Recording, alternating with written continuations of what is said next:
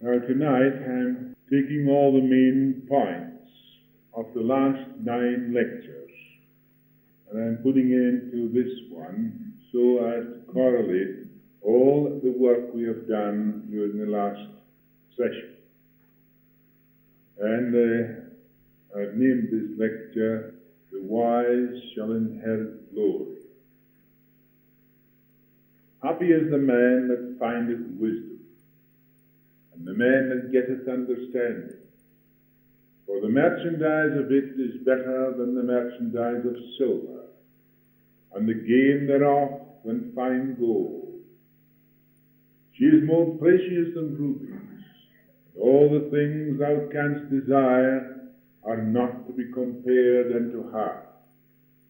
Length of days is in her right hand, and in her left hand riches and honor. Her ways are ways of pleasantness, and all her paths are peace. She is a tree of life to them that lay hold upon her, and happy is every one that retaineth her. Proverbs 3:13-18. Now this sums up what I have had to say on these last 9 lessons of this course. And in this one, the 10th, I want to link together the main points so that you should mold these into your daily living. Now in the first lesson we saw that quality and personality is that which attracts success and happiness. And we must become aware of what this quality is. This quality is elusive. No one can really put their finger upon it, but yet it is there. It is built up through understanding and through becoming aware of your neighbor as yourself. There is a feeling within each and every individual in this world today, a sort of feeling, and I don't think there is anybody who has not got it. That is a feeling of slight fear, apprehension. They're afraid of something, but they cannot really put their finger upon what they're really afraid of. And when they meet another, there is this feeling there where you want to probe behind and find out what the person is. There is a desire to understand each other, yet we go about it the wrong way.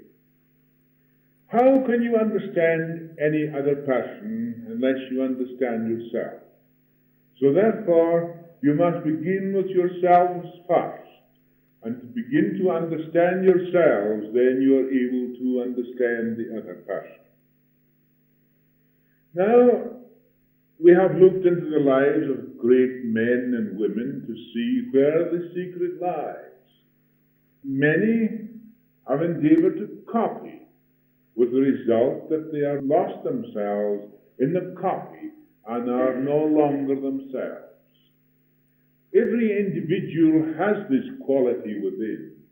This true self is the quality and not the copy of another. Remember, a copy is worthless on the screen of life. Only the original counts. Therefore, we must develop our abilities in the natural way. God has made us as He wanted us to be, and we can find out what He wants of us when we think for ourselves. So many people are wandering around in the world, wondering what to do next. Wonder, how is it possible I can make success here or success there? The fact is, immediately you begin to wander around like this in your own mind, you have not the quality. That quality comes through understanding. And if I may point out the main facts in this understanding is that you understand yourselves, that you discern, in fact, what your thoughts are, what your emotions are, and the motives behind your emotions. You discern your thinking, and then you begin to understand yourselves. But you can never understand anyone unless you do understand yourselves. Therefore, you begin with yourselves first. And once you begin to discern, you must also use divine reason. A reason beyond the ordinary stage of the human brain. A reason that comes through understanding the words of the Master. And these words are very potent with power and life. For instance, I and the Father are one. Here is a sentence that has puzzled many people. They read it, parrot fashion. It becomes to them a platitude. But I tell you that's an actual truth, and it's the same for you also. For the simple reason, if I draw your attention to this fact, that science has proved already that there's only one substance underlying the whole universe, one substance out of which every form is created, and has proven also that there can be no division anywhere in that substance. You cannot divide it. We, in our understanding of the truth, also know that it is true because we know that God is infinite in nature. And because he is infinite in nature, there can be nothing outside him. If there was anything outside him, he could not be infinite. Not only that, but he must be omnipresent. He must be present everywhere. Therefore, if he was not present everywhere, he could not be infinite. Therefore, when you have seen me, you have seen the Father. Jesus said that. I say that too because I know it is true. He must have created me within himself. He must have created you within himself, out of his own substance, his own life, his own consciousness, because there can be none other, being infinite in nature, there can be nothing outside. There can be no creative principle outside the infinite. Therefore, Jesus knew what he was talking about when he said, I and the Father are one. And unless you comprehend this truth in the first place, then begin to discern your own thoughts and your emotions and your thinking and how you think about others, then you will begin to get this quality. You will know what this quality is. When we come in contact with this quality, there is a sense of rest and peace. Fear disappears and we find that we are in the presence of a brother. There is no nervousness, nor aggressiveness, nor pomp, nor falseness. There is just that simple expression of the true self. This is originality in its finest form. This is quality. A person that is pompous, a person that puts a poker face on, or I would say a false face, does not know quality. If you are nervous, you haven't the quality. If you are aggressive, you haven't the quality. If you are vain, you have not the quality. You must discern all these things and know why you are that thing. Why you are aggressive. Why are you false? Why do you fear? Why are you nervous? Why are you pompous? Why are you false? You immediately begin to discern why, then these things will drop away from you. You know, quality is covered up with all that rubbish and requires to be eliminated. There is always a fascination about a person who is at ease, calm, and original. He sets your mind at ease. His confidence lies in understanding the law of action and reaction, and his message is always one of hope and encouragement. He uses words in the right place. He knows the value of a word, what it means.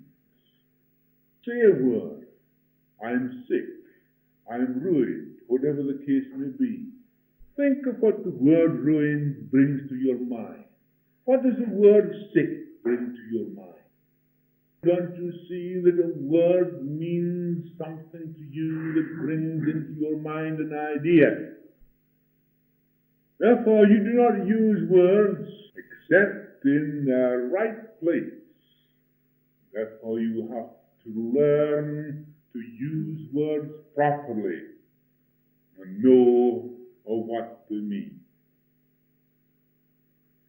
Half the people in the world, yes, 3/4 of the people in the world and more, are suffering from the use of wrong words in their lives. These words are suggestions, and because everyone is prone to suggestion, to a degree, you find yourselves affected by your own words. He never wastes his time or energy in hate, envy, or malice. He rather radiates love. What drives others to despair leaves him undisturbed. This is quality, for he knows the reality of the spirit of life and expresses it.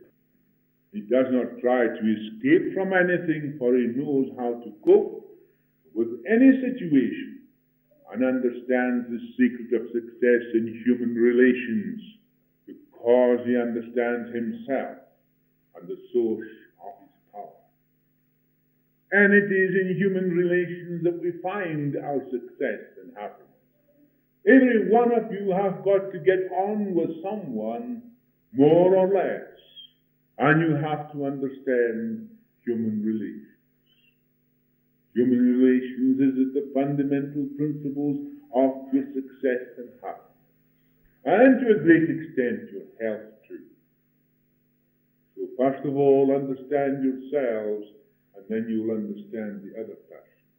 You'll not be peering behind the other person's mind to find out what he's doing, because immediately you understand yourselves, you know exactly every movement the other person makes.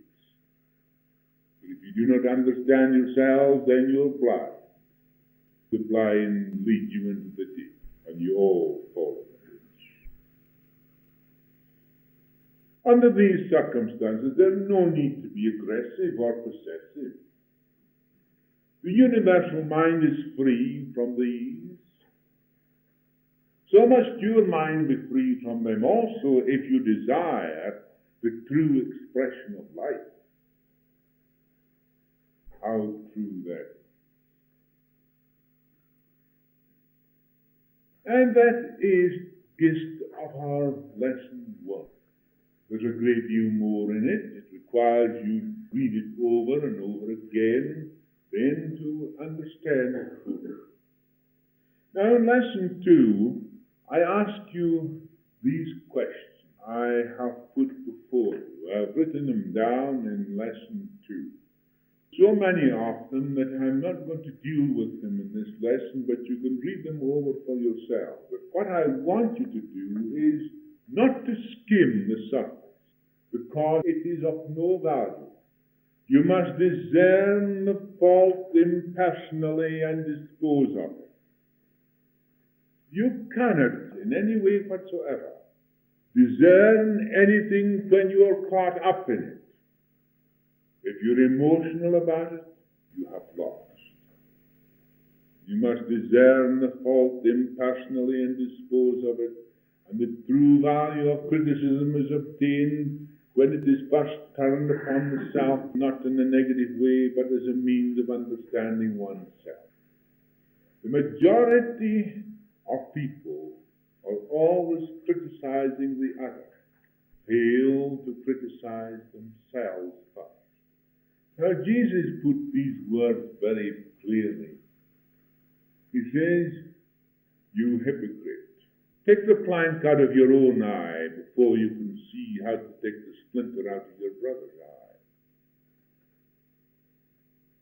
The quality is always there, but hidden underneath a lot of rubbish.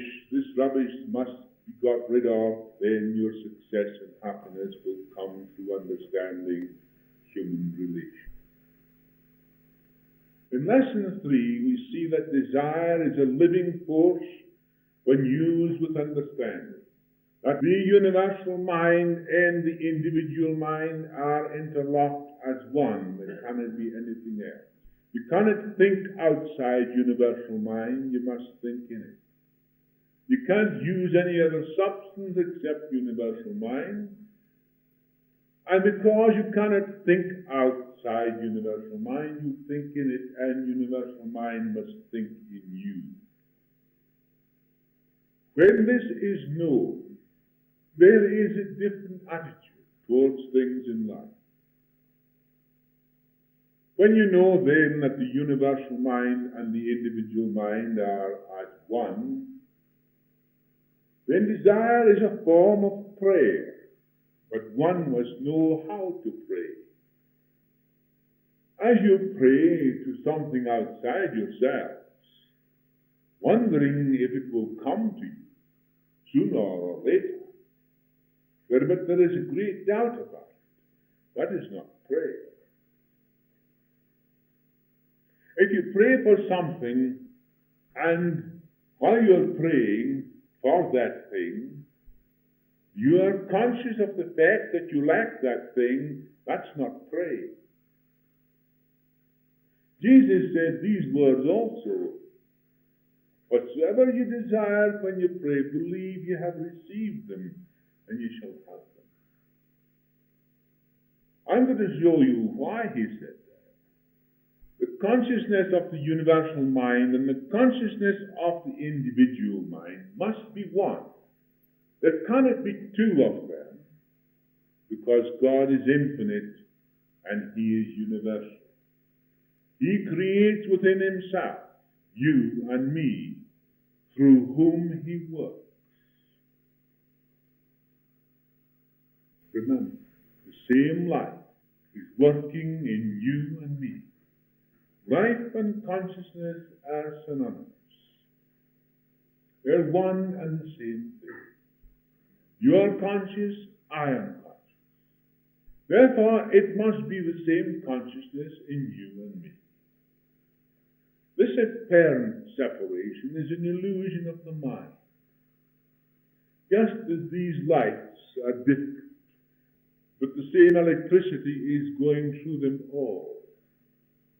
The illusion is that we see them different, but we do not see electricity because it is invisible. We only see a light.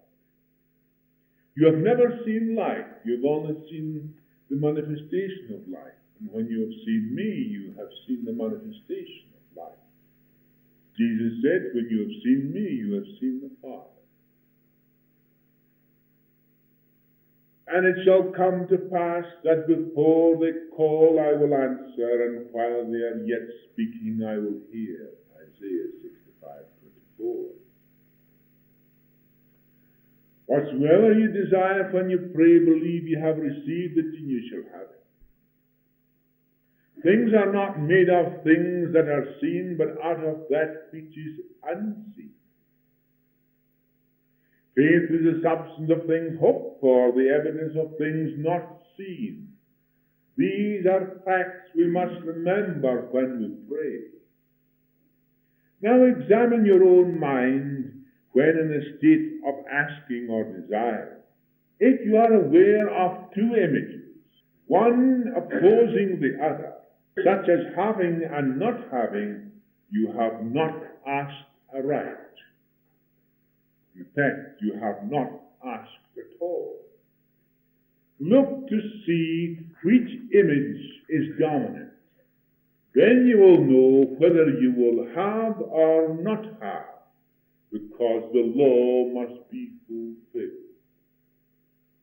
Whatever is dominant in the consciousness, so it shall be unto you. So Jesus knew well when he taught his disciples Whatsoever you desire when you pray, believe you have received it, and you shall have it.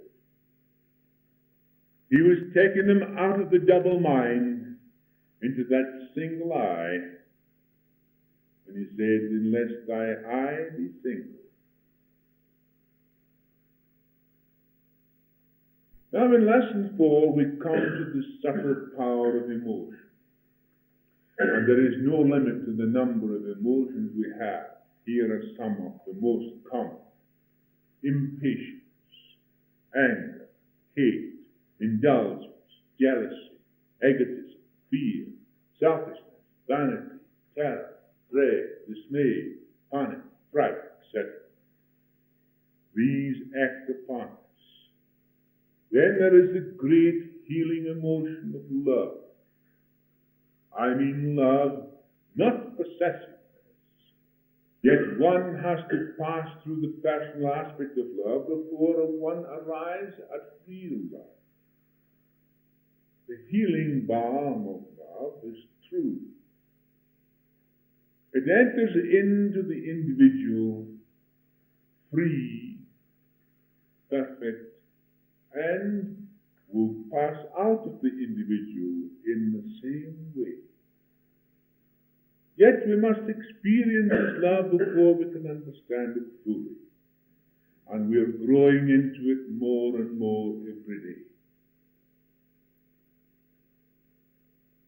The body is a sounding board for all our emotions, and according to their intensity, so are we affected.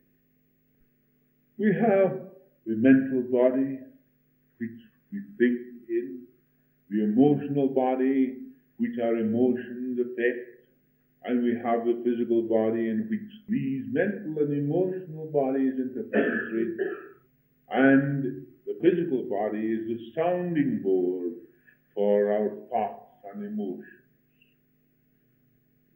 Now, science has also proved that all must be a mental phenomenon. So the physicist Sir James Jeans tells us clearly that the whole universe is a mental phenomenon. But science has proved that everything is atomic, electronic in nature. And it's an intelligence behind this electronic force that is working and forming things and people, whatever the case may be. And it is this power that is behind all things, that is the directing power in everything. Whatever the consciousness is aware of, so it is unto you. Think of your organs making a certain sound when acted upon by any of these emotions. Your heart beats faster, your glands pass out liquid, your stomach turns over, your tear glands weep, your intestines rumble. If these vibrations were heard by the ear, it would cause a discord beyond our imagination. Yet these organs really cry out in vain for relief. Relief comes when we discern what we are doing and how we are reacting and the motive behind our reactions. You will not be free until such time as you discern the motive behind your action, thought, your emotion. And it takes continuous, deep discernment to find it out. Not merely skimming the surface, because I know perfectly well you want to skim the surface because you don't want to know the motive behind your emotion or your thought. You want to hide behind it.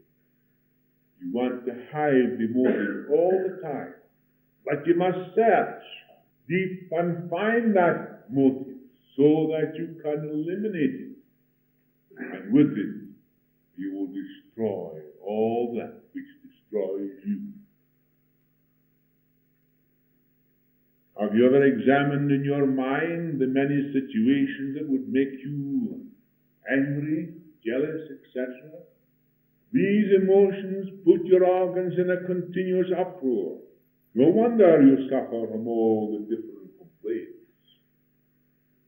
When we realize that from every emotion or desire we can extract a mighty power, we have discovered a gold mine within ourselves.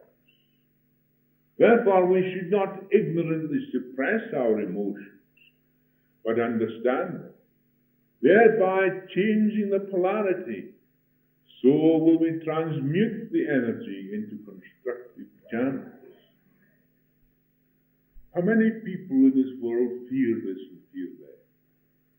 And because they fear this and fear that, they create an idea in their mind associated with the emotion of fear. Then, when it rises to the surface at any time, they put the lid on, clamp it down, say, I don't want to look at you. I want you to keep away in the background. But does that get rid of the emotion or the fear? Of course it does not. It only comes up again. It wants recognition. And the only way to get rid of it is to see it and know it for what it is, but recognize it not as something that's having a power of its own, because you have, by your belief in it, given it a power that it does not possess. That's why it attaches itself to you. You are free, you are light, you are unconditioned. You are like electricity, unconditioned. You condition life by your emotions, your thoughts, your images, your beliefs. Just as you condition your electricity by putting a lamp in, putting it through a motor, putting it through hundreds of different ways. You condition. So you condition this life, and you suffer because you do not understand why. I've told you, take off the brakes and let life do the work. The Father does the work. So we cannot suppress an emotion. We must not suppress an emotion, because that does not free us from it. You cannot change an emotion by suppressing it. Neither can you remove it by putting another in its place. You have to discern what you are doing and the cause behind the emotion. Then the energy is transmuted automatically. Remember, reason thinking masters every situation. Hate and jealousy are both an admission of failure. Ask yourselves, why do you hate? Why are you jealous? Then you will not create an emotional habit pattern that are pictures on the body. Read what I say in lesson 4 about the functions of the brain and body. I go into details with reference to the cerebellum and the cerebrum. It shows you there in lesson 4 how these work together, how the misbehavior takes place in the cerebellum. This misbehavior is pictured on the body. Then the body talks back to the mind. Then the cerebrum becomes aware of what is taking place. Then the vicious circle is set in because you do not know where it comes from. Then you're in a turmoil. Then you really are in a fix, and you do not know how to get out. In lesson 5, we see that neurotic trouble is an illness where our imagination has its hold. We may discern how we react to our environment. What are our thoughts and what are our emotions and reactions to events and people, and what effects they have upon us. The whole body is made up of atoms and electrons which respond to our thoughts and emotions, and when we realize this, we see how our emotions and thoughts cause a change in the tissue structure. Our consciousness is the controlling factor, and what the consciousness is aware of, so it is unto us. We virtually change according to our thoughts and emotions, for consciousness is the source of our thinking. Consciousness is cause. Health is nothing more than our physical bodies responding in perfect rhythm of the universe, our internal organs in tune with each other and not pulling against each other. When you have what we call an emotional habit pattern, which is being expressed upon your body, your organs are all pulling against one another. Your heart is beating faster, your stomach is turning over, your glands are secreting certain juices, and your tear glands may be flowing, you may be shivering with fear, you may be all those things at one time when the whole of your body is in uproar because why? You do not understand. In Luke 11:36 it says, if your whole body is light without any corner of it in darkness, it will be lit up entirely as when a lamp lights you with its ray.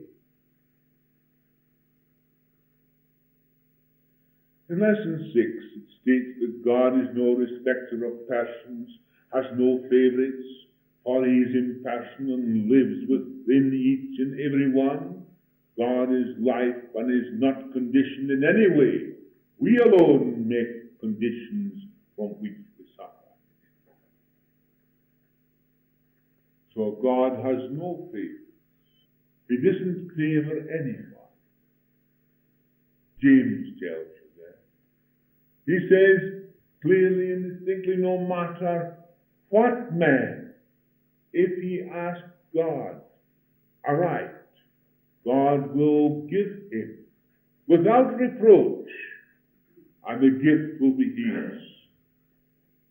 And he tells you clearly also, in other words, that the double-minded man is like the waves of the sea that are tossed and twisted hither and thither.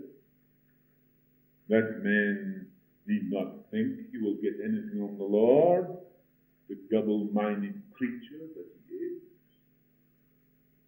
I'm pointing out these things to you so that you will understand that you must be single-minded, that you must understand the images you create in your mind, that consciousness is in cause. Therefore, if you are conscious of not having and conscious of having at the same time, you have a double mind. If you examine your mind and you find that these images exist, then you will understand that you created them both. It takes practice, mind you. I'm not going to say that you're going to do this overnight.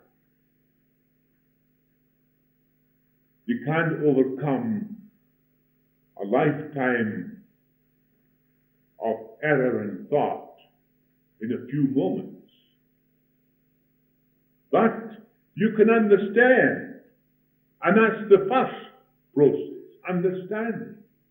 And in your understanding, then you'll be able to use this power God has bestowed upon you because he's made you in his image and likeness.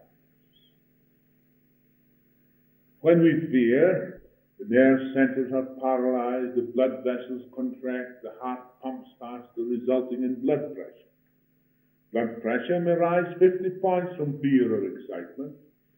Yet, after 15 minutes of controlled rest with divine reasoning, which is scientific relaxation of mind and body, the blood pressure again becomes normal. When you work with your brain and mind and not with your blood vessels, nerves, or intestines, the involuntary function of your organs become normal. Paul says, Adam was not deceived, it was Eve that was deceived. We see that Adam represents the body, Eve the soul, and the serpent crawling on its belly is the error that caused Eve to fall. So poor Adam falls with Eve. That's why the poor woman gets blamed for it all, but It is not the woman at all, really and truly. It is man himself. The soul is Eve, Adam is body. Adam represents physical, and Eve is the mother of life. Where life is, it's the soul. And because the soul is deceived, the body, being the instrument through which the soul works, must fall with it. So is your thoughts and your emotions are pictured upon your organism. Your body is the sounding board for your thoughts and emotions. And if you will realize that, you will be able to overcome many difficulties that are at present facing you. The real truth concerning man is that he is made in the image and likeness of God, with mastery over everything. When we are ignorant of this truth, we fall by our own creative power. We create these self-imposed conditions from which we suffer because we fall into the error of seeing a negative power as having distinctive power of its own outside the infinite. But there can be no outside the infinite, and there can be no negative power within the infinite. The only negative power you create is this power which you create yourselves. It's a belief, an illusion, and you're living in that illusion. You must break up these illusions through discernment, and then they disappear into nothingness. Just as an error disappears into nothingness, so will these illusions disappear. If you have an error in a sum, and that error is corrected, where does the error go to? It doesn't go anywhere. It just disappears. 2 and 2 are 4. Law of mathematics is a perfect law. 2 and 2 cannot be 5. It never was, never will be. Neither can an error exist in the mind of man as a reality. It is an illusion, and it also disappears when it's corrected, because God is infinite in nature.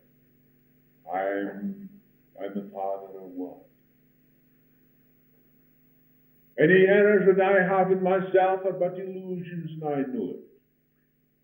I discern it, and it no longer bothers me. But why do you bother about your errors? You give them a power they do not possess.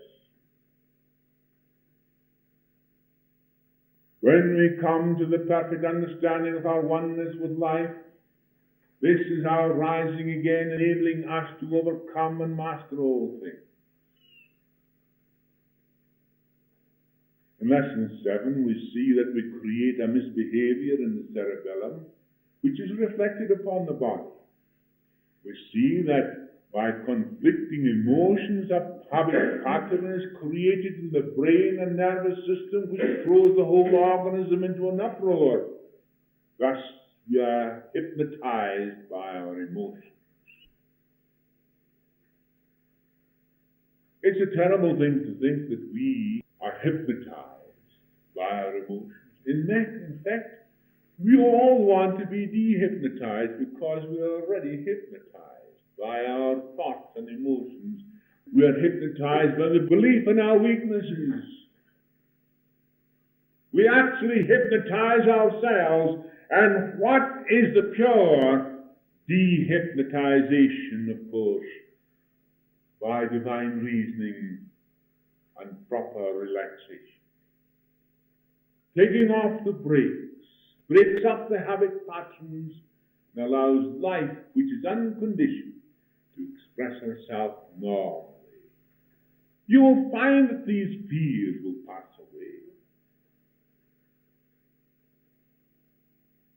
In Lesson 8, we become aware that leading doctors today are realizing the great part our thoughts and emotions play in all illnesses. The idea that some diseases are organic and others are functional is fast disappearing. There can be no dividing line between mental and the physical.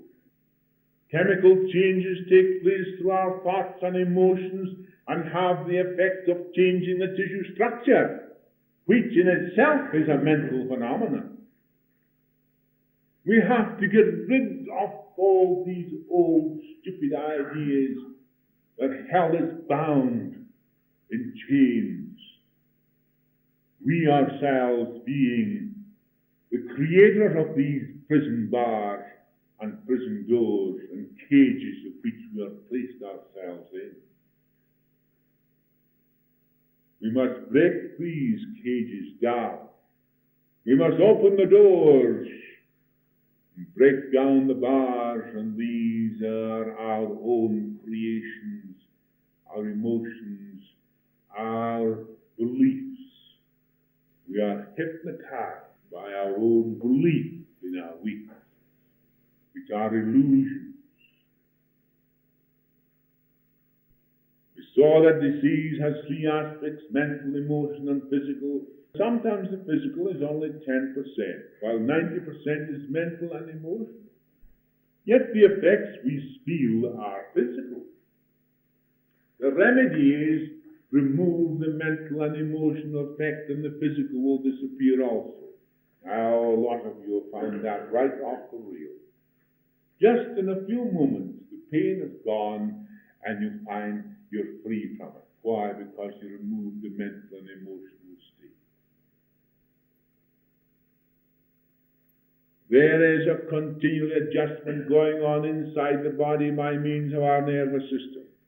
When we run, our heart beats faster. When we fear, our body may perspire or shiver. An emotional upset will stop the flow of gastric juices and take away our appetite. A neurotic is permitting the organs of the body to dictate to the brain and mind. Then the thinking part of the mind is suffocated. A state of self-hypnosis is created. The cure is dehypnotization through relaxation and divine reasoning. This is the finest form of suggestion. A lot of people are affirming, ignorantly affirming. And what are they doing? They're only increasing the intensity of the belief that they have before. You cannot place a positive image in a place of a negative image. Every time you think of the positive, up jumps the negative. They're both up in your mind. They are equal. And every time you bring the affirmation, then you intensify the negative. You've got to understand. Then you can remove both, because both are imposters. Do you ever think how dynamic are your emotional habit patterns? How they demand expression? How they are sending suggestions to your brain, urging you to some activity? Smoking is a trivial thing, but examine the habit pattern it creates and see what power it has over you. These habit patterns send wave after wave of suggestion to the cerebellum, and from there forward to the cerebrum, where inhibition and stimulation is created. Thus, the neurotic is confused and is terrified by the physical sensations produced. The neurotic is caught up in this hypnotic state, and what is required is an explanation of the trouble, not merely to say, it's just your nerves, it's just your imagination. Poor individual goes away scratching his head, worse than ever. In the next series of lessons, you'll be shown how this rectification takes place. The technique will be fully explained in 10 lessons. I will give you all the details from the beginning, and then you'll begin to realize how scientific this instruction is. And you'll find out naturally by itself by even following out my instructions, these habit crackings will break down. They will disappear into nothingness where they belong, and you will be free. In Lesson 9, there is a series of questions that require answering faithfully and frankly to yourselves. Then you will see how transmutation takes place. Read Lesson 9 carefully. It is a deep analysis of the individual. In that lesson, there is something that every one of you does. And then see what it means. And by examining yourselves frankly and faithfully, you will see how to transmute, to change the polarity of these things that are taking place. You will discern. We see in this lesson how we are suggested to on every side. When we are wide awake, we do not succumb to these suggestions, but understand them. Therefore, we are not affected by them. Read again what Paul says in 1 Corinthians chapter 13 about love. Read it carefully. Go through it, word after word. Don't read it through and then say, I've read it. It will take you a month or more to read that. And it may take you a lifetime to understand it. Every time you read it, you will be better off. This is the binding quality of comradeship, the power that heals, the power that attracts. It is the quality that we all have, but have not discovered it to any degree. I am the Spirit of God in mankind, which contains all greatness.